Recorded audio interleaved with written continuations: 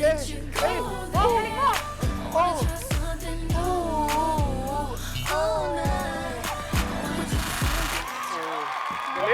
mo! Galing mo, bro. Go. Grabe, nakaka-proud ka.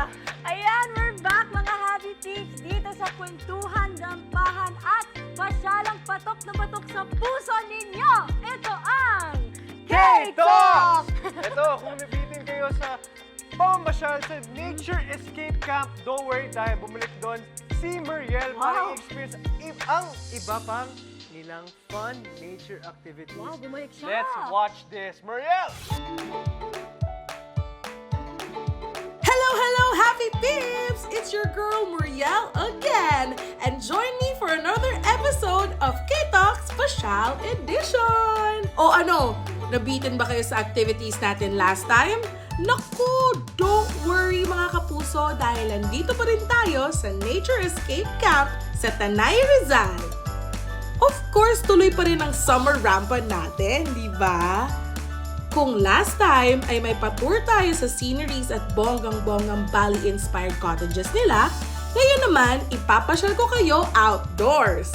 Aba, isa sa attractions sila dito ang pagsakay ng kabayo.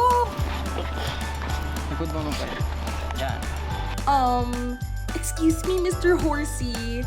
Mabigat ba, mi? Hi, fam! Hiya!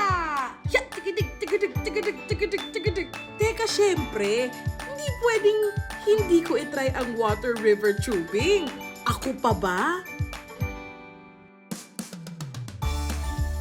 OMG, kaya ko to! Ha! Ilog ka lang. Maganda ako. Kaya let's go! Sige pa mga kuya, konting push pa. Makakarating din tayo sa dulo. Woo! Ang sarap mag-ride, grabe! Finally, nasa entry na ako ng water river tubing. Akalaan niyo yun? Grabe ang ganda doon. Wow! What? Ang saya naman ng adventure time niya doon. Diba? Grabe! Actually, nagte-text kami ni Muriel kasi nainggit nga ako. Sabi ko, I want to go. Sabi ko, tara next time.